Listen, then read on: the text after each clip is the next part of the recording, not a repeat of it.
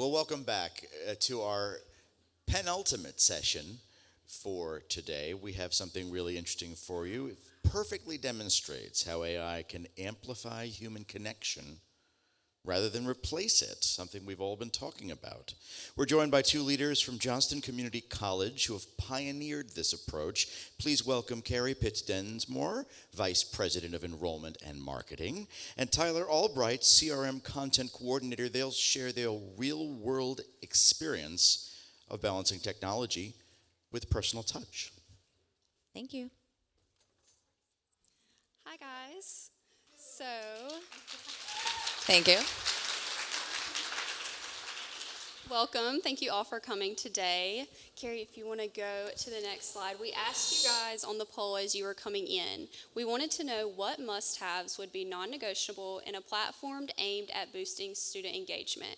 So looking at those results now, it looks like 87% of you guys said student follow-up tracking, 67% said real-time CRM integration, 60% said automated staff alert, and 40% said AI-powered messaging.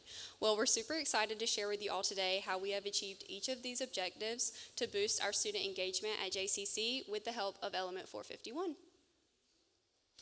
So at Johnston Community College, we've had a one-stop student success center for a long time. So students can come in, they can call, they can get an appointment with their advisor, see financial aid, get help with admissions. But we knew that we needed to make some changes in order to meet increasing demand and student customer service expectations, our huge enrollment increase, which we'll talk about a little bit. But also, we wanted to alleviate the experience that some students were having where they call or they come in and we transfer them to another office. And then that office says, well, actually, you needed to speak with this office. And so we're passing them back and forth from place to place. And we were at the Engage Summit last year where they were demoing queues and tasks. And I said, Tyler, I think that we can build this as a check-in system for our Student Success Center. We were already using a queuing system, which was very simple and did the job. When the student came in, it would check them in. We could see how many visits we had had and with whom. But that's where it stopped. We didn't have any other information on the student. We weren't collecting the right data. We weren't really tracking their journey and their experience. And so we began to imagine this place where we could bring all that information in, begin tracking them in Element, and carry it all the way through, hopefully, to their graduation. And I'm going to let Tyler show you how we created and implemented this system. So now that Carrie has explained why it was so important, I'm going to tell you how we did it. So when we looked at all of the interactions that we wanted to track in Element 451, luckily most of those features were pre-built out for us. The conversations modules, the forms, the application, it all made it really simple to track those interactions. The one thing that we did have to get a little bit creative with was our Student Success Center check-in queue. We decided that task would be a great solution for this, so we built a queue that would hold all of our Student Success Center tasks. I set up templates for each check-in that came into our center. I actually plugged in our old queuing model to ChatGPT, so it gave me a nice Excel spreadsheet of all the task templates I would need to create. So that made it really simple and sped up the process for me. These templates automatically upload the task name, task type, due date and time, and assignee. Now these fields sometimes do change, but that's very rare. Usually it's just the assignee field that changes, if anything. This allows our front desk staff to select the appropriate task template, assign it to the correct staff member or team, and notify that staff team that a student needs assistance. There was definitely a lot of trial and error for us as we were setting this up, just figuring out what worked in our center and what didn't work. We actually started out with multiple queues. So we had a queue for our admissions team, a queue for our advising team, one for financial aid. But as we tested that out, we decided it would just be easier for our team to have everything on one dashboard, so everyone in our center would be on the same page every single day. And I just want to add that I'm always of the mindset that, like a science experiment, if you don't test your hypothesis, you don't know if it works. And so we did have to go through a test period to make sure that it did work for our students and staff, and that everybody was getting the customer service that they still needed. So we had 2 training sessions with everyone in the center. We got them to ask questions and try to help us work out the bugs before. But we decided to test it during a week that wasn't so busy in the center. And we had our old queuing system as a backup, but we, said we're going to go live with this. And we'll talk a little bit later about what we learned, but that's what we did with the testing. So now I want to dive in a little bit on how we track our students' journey and why it is so important. So a student can begin their journey at JCC in a few different ways. Our main points of entry are submitting an application, submitting a request for information form, visiting our Student Success Center in person, or calling into our center or to our AI bot. All of these interactions are now being tracked with Element 451. So that means we're gathering all of our prospective students' information in one system. Calls to humans are tracked through the notes. Bot interactions are obviously held in the conversations module. Our applications are automatically uploaded to Element 451. And all of these interactions also have an associated workflow. So these all trigger some kind of task or message. For example, our Student Success Center task, once those are added into the system, it automatically triggers a message to go out to the student a few hours after their visit with a survey that we also built in Element 451, and just asking about their experience, making sure we're connecting with them after they've left our center. For our RFI task, we actually assign a task to our Student Success Center front desk. This allows for them to look at the student's profile, look at the form they submitted, and craft a really personalized message to the student. We find that this makes our prospective students feel really valued, and we're actually giving them the information that they're looking for. It's also really important to consider your AI systems and how they work with the humans that are at your institution. For us, conversations have been a total game changer, especially the text message feature. I'm sure, as we all may know, students don't always check their emails, but 9 out of 10 times they probably have their phone on them, so the texts have been a really great way for us to connect directly with our students. This is also a place where we see AI and humans meet together to help our students. Our chatbot handles many conversations every single day, and it does a very great job at assisting our students. However, there may be some times where you just need a little extra human touch, or there may be something that the chatbot mistakenly got wrong. This is why we have our Student Success Center front desk monitoring the chats throughout the day, just to see if there's anywhere that they can maybe add a little bit more of information or help out the student. So to wrap up those key features and why we're tracking the student's journey in Element 451, we wanted to provide our staff with real-time updates on when students needed their assistance. We were able to cut down students' wait time and provide the very best service to them because our staff is able to see all of the students' important information, including their interests and their past interactions at JCC, all in one place. So now that I've kind of walked you guys through that tracking journey and the task, we're going to show you a little live demo of what our check-in system looks like. So you guys are probably familiar with this, just the regular task system in your Element dashboard, but we're going to look at our Student Success Center queue. This is live, Yes. like right now. So these are currently students we have checked in at our center in Smithfield. So we have some for advising, some for financial aid. We even have someone on a campus tour right now. So looking at these tasks, you have your task name here. Pretty simple, just gives a brief description of what that student's doing. You have your assignee, so this is where you can add your staff member or your team. The related to field, this is where your student's profile is going to be, and it's going to attach that task or interaction to their profile forever. Due date. This is one of those things that I was talking about earlier. You have to get a little bit creative.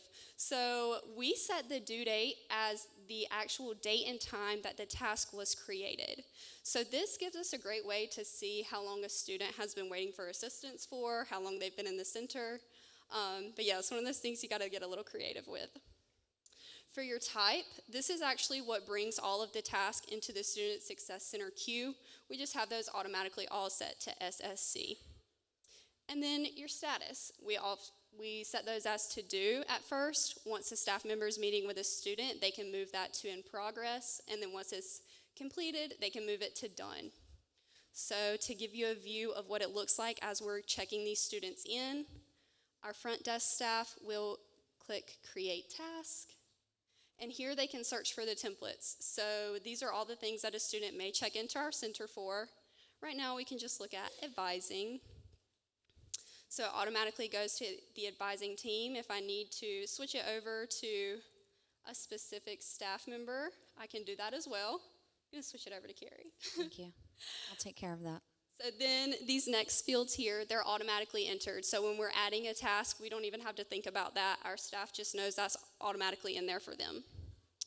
Related to, this is where you add your student. You can add by name or student ID number, which has been helpful for our staff. And then the description box. Any notes that we have about why the student is coming in, we add these here. Definitely very helpful in our center to give our staff a heads up of what they may be expecting from the student, and they can kind of prepare before they go to see that student in person. So that gives you guys a look of what our check-in system looks like and how it operates. I'll just add too about the task module. We also use this if someone is not available, say career services has gone somewhere else on campus, but someone comes in to see them. We can still check the student in and assign it to them, and they can follow up later, which has also been really good for the students and for our staff. And Tyler touched on this. I think we can go back to the slides. Tyler touched on this, but the secret sauce really is the AI-powered system backed by humans. We have, an amazing team in our center, but we've had an enrollment increase of almost 40% over the last 2 years, and we did not get 40% more employees. So that was becoming a little bit unmanageable for our staff, and our students probably weren't getting the help that they always needed. So these are some of the statistics that we had over the last year, but you can see that we have saved 85,000 human minutes, but I don't really want to frame it that way because we're not sitting there eating bonbons because the bots were, helping us out.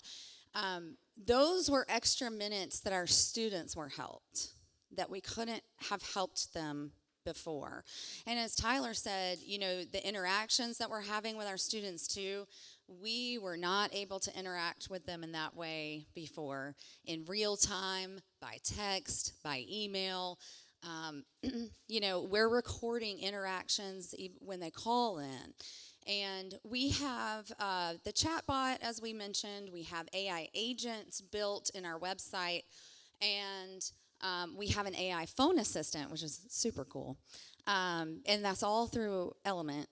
And so when we are not there, when we're closed, we've had nearly 2,000 after-hours conversations. So think about, the student who is up at 11, needs to have something answered. They can get that question answered either by phone or our website. But it's just pretty amazing what we can do with both of those working together. It's not AI or humans, it's AI and humans. And like Tyler said, the humans jump in when we need to, but to answer those more complex questions, but the simple things like, when are you open, or how can I make an appointment for advising? It can answer that while we're helping our students with other things. So let's talk about why this matters, and I think that we have talked a little bit about it already, but creates a smoother journey for our students, and allows us to see their story, whereas, before we couldn't see anything about them. And so it's really about the customer relations beyond the software. I think that really clicked for us when we went to visit our friends at Forsyth Tech. And they were using Element, we were using Element, but they have a similar call center. And when we went to visit them to see how their call center operated, I realized that they weren't using Element the same way that we were. They weren't using it to check people in. They were using it to have conversations, and they were using it to communicate, but we just had built it differently. But what they did have was the customer service experience and the relationship with their students that clicked for me, that we have to go beyond the software and manage the relationships, and this really helps us do that. And of course, we're collecting better data. I mean, we're collecting data on the events they went to. We know what emails they opened up. We know who they talked to last time they came in or called. So having that information right in front of you on their profile is invaluable when they come in. And we have a really cool student success story that Tyler can show you. I did want to touch on the data real quick that Carrie was talking about, just to give you guys some insight on the data that we're seeing through our check-ins and the task. So we implemented this check-in system in Element in September of 2024.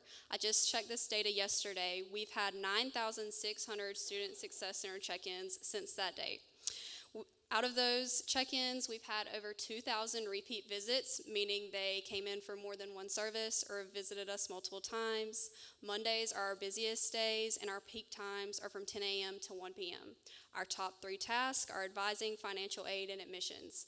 I pulled all of that data in probably 3 to 5 minutes, and I pulled it all straight from the Insights dashboard in Element. So that really goes to show you how quick and easy it is to see your data in Element, and it's really cool to see. Although that data is very cool to see, very inspiring, what really inspires us is those student stories. So now we're going to show you Jacqueline. They have to click it. No, it'll be back on the slide. Yes, there we go. So here's Jacqueline, or she prefers to go by Jackie. That's where we have our preferred name in those parentheses there. So when our staff logs on to Jackie's profile, they can go ahead and tell a few things about her right off the bat. As you can see, we love our labels at JCC. So Jackie has been advised for the summer and fall. She's a prospect for our Boost program, and she's even shown interest in our basic law enforcement training programs before. Also, under her system assignee, this is where we have their assigned academic advisor. So we can see that her assigned advisor is Mr. Joseph Ennis. Now we're going to go to the next slide so we can look at where Jackie's journey at JCC actually starts. It starts in the conversation module. So Jackie first responds to an automated message that we sent after she submitted her RFI form. That automated message we send to all of our students just to let them know, yes, we did receive your form, and yes, we will be reaching out to you. And then you can see I jump in a little bit later to send her a personalized message with my name included so she knows who she's chatting with. So Jackie and I chat for a minute, and then on the next slide, we'll see that her conversation gets a bit more in depth with the application and admissions process. So if we'll go to the next slide, we can see that I assigned this conversation over to our admissions team. An admissions team member is able to jump in and assist Jackie with some questions. Now, on the next slide, you'll see that I did not include their whole conversation because it did go on for a while, but Jackie now responds to a message that was sent from our retention team. So she switched over from applicant to enrolled student, and our retention team had sent out a message to students that we thought may be struggling in this semester and would need some additional assistance. Once she responds to this message, our retention team member jumps in and is able to help her set up a tutoring appointment. Now, this last message you'll see I sent her was a link to a withdrawal page, and you may be thinking, oh no, this is a little scary, but it's okay, we get it worked out for Jackie, and it ends up a good story. So to give you a bit of context on that last message, I was actually working in the Student Success Center one afternoon, and I got a call from Jackie. She was pretty stressed out because she felt that she had just taken on too much in one semester, and she would need to withdraw from some classes. Once I got to talking to Jackie more, I learned that she was actually a mom, and she was working full-time, but she wanted to return to JCC to further her education. I really thought that we could provide some resources for her and find a way to work this out, but I knew she would need to talk to an academic advisor. At that very moment when Jackie called me, our advising team was actually in a team meeting, so I couldn't directly connect her with someone at that moment. So what I did was put in a follow-up task that we'll see on the next slide. So I assigned this follow-up task to our advising team and give a quick recap of our phone call and asked for someone to reach out to Jackie to assist her with this situation.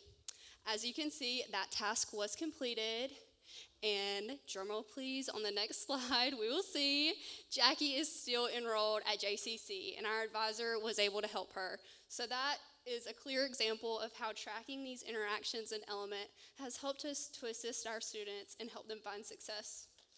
And that started with a chat from the RFI, and we made sure that she got what she needed to stay enrolled. So, I mean, I don't think we would have had that information on her 2 years ago.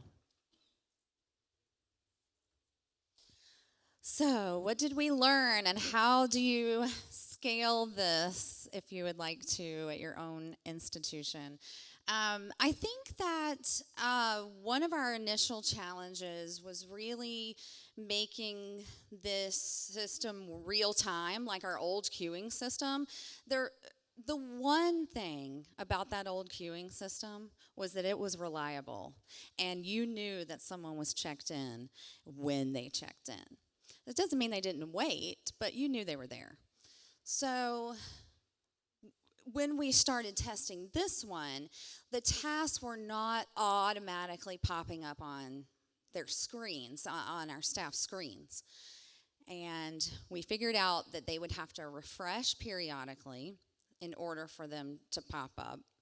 But also, we thought, okay, let's implement a little bit of a backup system. So we created all these Microsoft Teams chats, they match the templates, so that if that team has someone waiting, we can send a message saying, hey, this person's been waiting.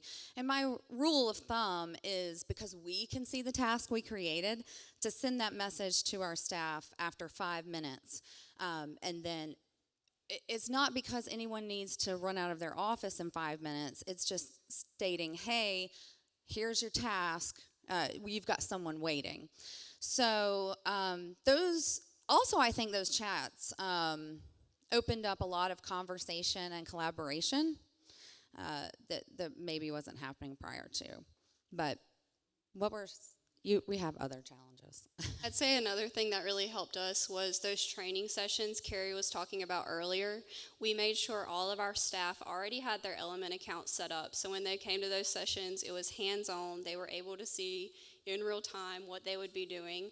And we also opened the floor to any questions, any feedback, and them actually getting in there and using it. They had great feedback to help us improve what we had set up, and it was definitely very helpful in scaling it across our center. And I think, the other thing is, and I'm sure you've all experienced this, is the culture shift and the change management.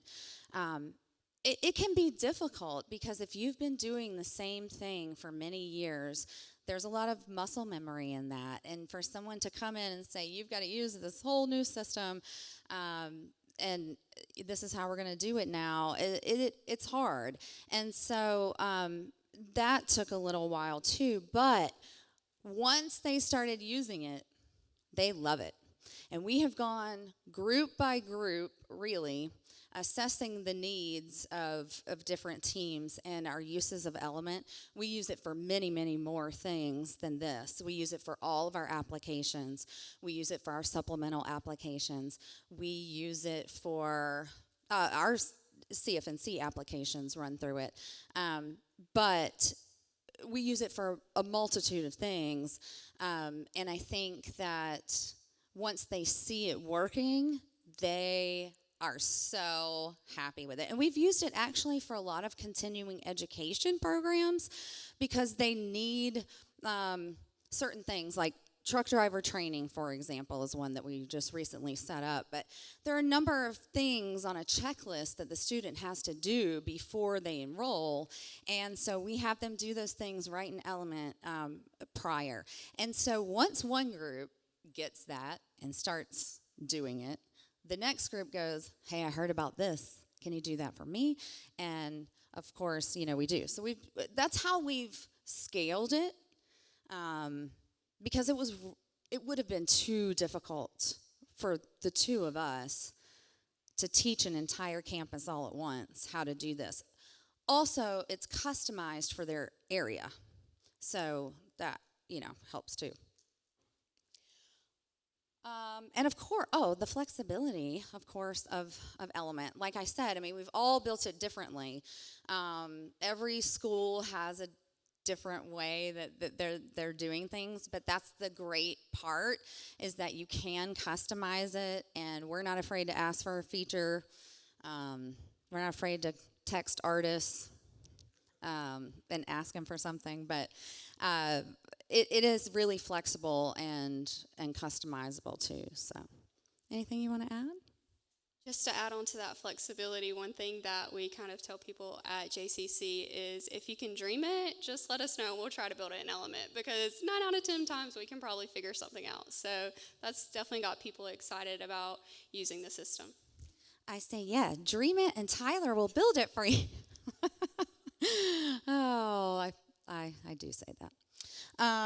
So any questions? And I think that we're going to have a microphone so that the people on the live stream can hear the questions. We have a mic.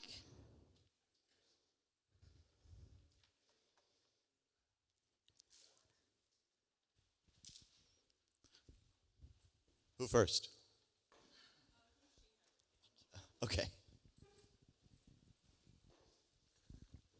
So can I tell you, this is awesome and timely. At CCBC, we're currently poking at exactly this concept.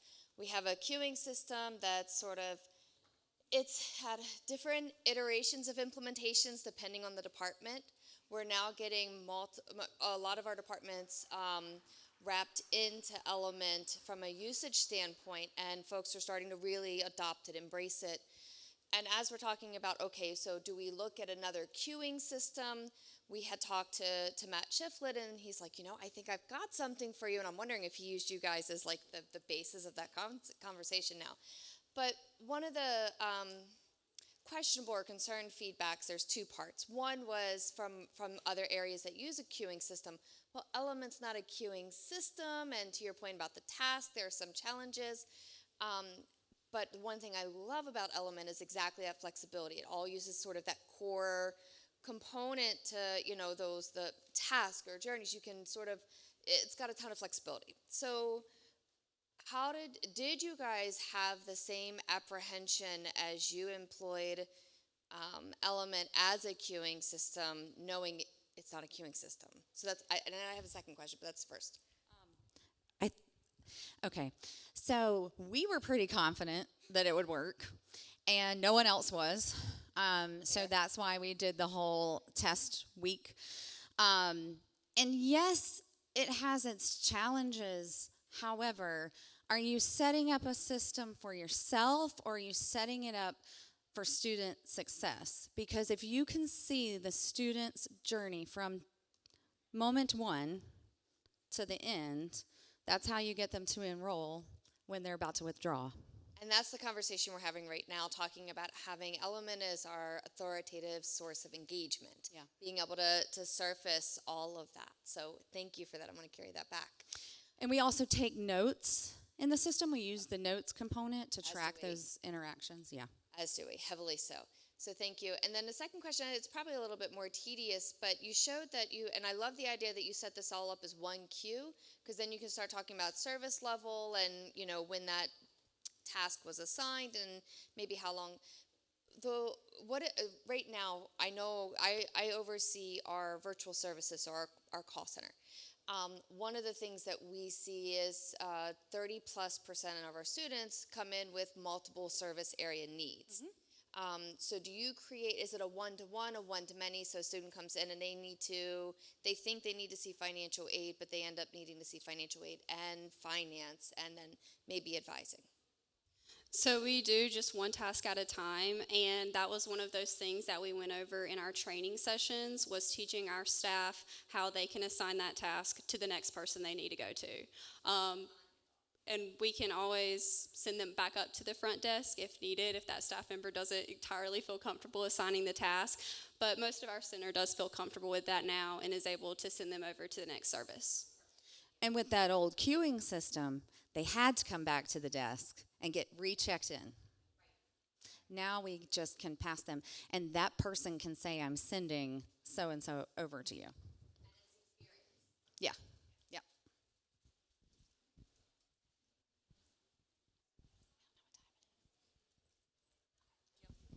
I have two questions for you. So I'm from Sand Hills, and I'm wondering, how is your layout? Like, do you have a front desk person where they have to talk to them before they can see anybody else? Or do students have access to walk into another office beforehand? So yeah, they do check in at the front desk, and oddly, we got our keypad to work with this system. So they can type in their student ID and they'll pop up. If they're not in the system, we can manually enter them, which we do. And that's how we actually are capturing a lot of our continuing education students, because they're not fed through CFNC and to colleague. Yeah, they do check in and then wait for the appointment or whomever is going to see them. Yeah, because I would love if we could have a queue system, because we do have a primary customer service representative, but they're not basically blocking the rest of the offices, if that makes sense. So unless somebody like me were to go in there and put a task every time, you would never really know. You know what I'm saying? Mm-hmm. My second question is, what are the pros and cons to doing CFNC to Element to colleague? Okay. So, Because my VP has talked to other institutions and he's against it right now, but we're still in our implementation process, so when we're not sure what we're going to do yet. well, I'll tell you that the information that flows into Element by doing that is very, very important to your use of the system.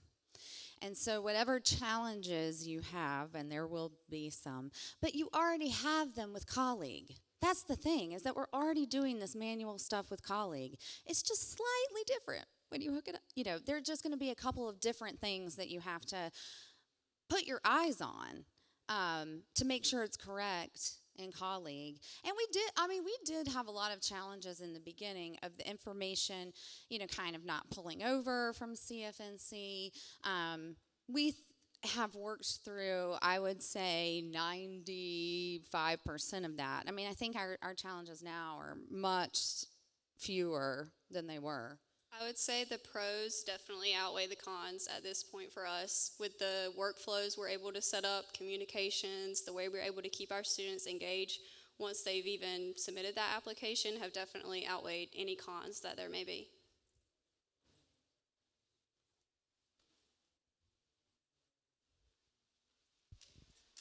Hey, so I'm coming from A&M Texarkana, and I run our one-stop out there, and I love everything that I heard in this presentation. One thing I'm questioning, though, is, so, for example, if, let's say, I'm in the system as an assignee for these tasks, and I know I'm going to be out for a week, we've had struggles in the past of our system not really picking up on our calendar system having a blackout. So do you guys have a way that you're making those systems talk to one another, or is it more that your staff at the front desk more just has to know who's out at any given moment? Well, I think the Teams chats that we set up really helped with that. We do have access to all of the calendars in the center.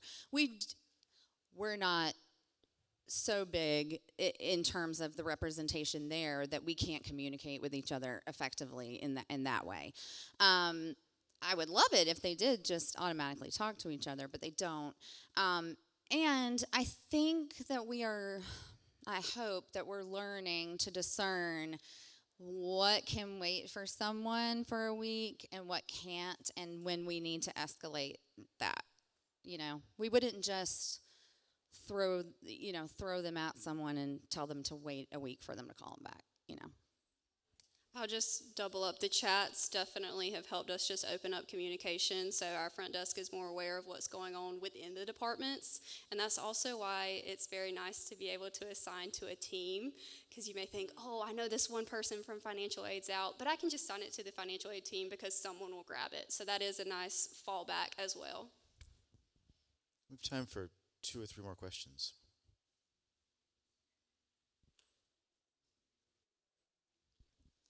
Hey, I'm Sabrina from Cape Fear, and I have to say that we have called your phone line after hours and just practiced and tested it out. How did it do?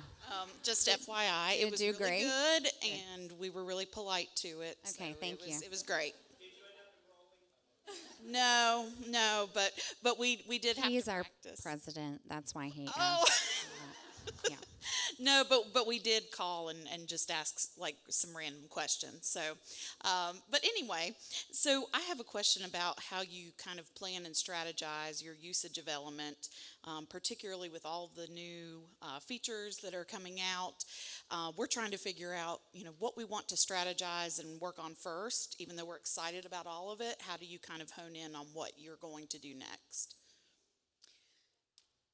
I mean, we talked a little bit about that actually during this conference. And what we started with was just like the easy stuff, really. I mean, the RFI, the chatbot, the conversations. And then we just build on it piece by piece. And I think one of the things that we did early and in tandem with our admissions department, we have someone in admissions who was very familiar with databases and workflows and things like that. So they were actually able to set up their own sort of application workflows, not the communications, but the things that they would generally send out in the mail or by email or whatever. They were able to set up those. For me, I think, like I said, I mean, we build it piece by piece, but kind of by necessity and urgency too. So for us, it was really important to do the admissions part. We had a strategic enrollment communications plan already that we knew we wanted to put into the system. But I also knew that if I was going to put that into the system, all the workflows and labels and everything had to work in order for that to do what we wanted it to. Which is also kind of why the CFNC integration is really important. But now, I learned today, as you all did, that now we have transcript readers. We can get, these agents to do all these jobs for us. And so we're going to go back and do that. Thank you. We have time for one more question right up here. You mentioned briefly using checklists for like truck driver training or some of those specific programs. Where are you doing that in Element? Is that tied to an application or is it kind of post-application? So we set those up as supplemental applications. That's what we recently just did for truck driver training. And even though it says application, don't let that scare you away from using it from something that might not be a real full application process. It may just be some of those prerequisite documents that they need to get in. So you can kind of change the wording around to make it seem like it's not a application, but the applications have been great to collect that data and manage your students. So do they apply on the regular application and then the supplemental application comes into play, or does that replace the original? It just depends on the program. For example, if they had to submit those prerequisites and then apply as their traditional student, they would do that, and then we would trigger a message to send them to our application. For truck driver training, we just switched that over to Con Ed, so they'll just have to fill out that one through Element. Cool, thank you. Great questions, great session. And, one more? Oh, Can you use that supplemental application to hook into journeys, like as a step within a journey? I have not explored journeys too much, but I would believe so. So it can act as a checklist without being a checklist. If you can dream it, you can build it. Gotta get creative. All right, thanks. I think on that note, we'll end this session. Thank you so much.